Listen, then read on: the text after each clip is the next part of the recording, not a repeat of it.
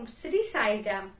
परमाराध्य परम प्रेममय परम करुणामय प्राणसखा भगवान को चरण कमल रे कोटि कोटि प्रणति जणे आरंभ करिबा भगवान कर अवतार बाणी। भगवान आज आमको कौन संदेश देउछंती आसंतु सुनिबा।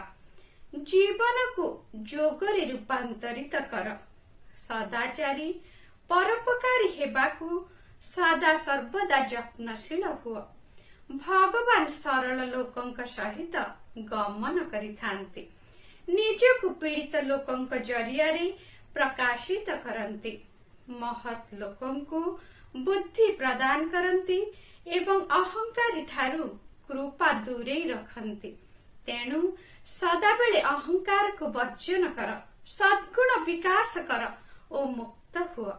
सदा मन को नम्र ओ शांत रख, मन उपरे विजय लाभ कर, कामना दमन कर ओ भाग्यर मालिक होई जा, कारण तुमे सेही मालिक। शुभ सकाळ, आपणकर दिनटी मंगलमय हेउ। जय साई राम।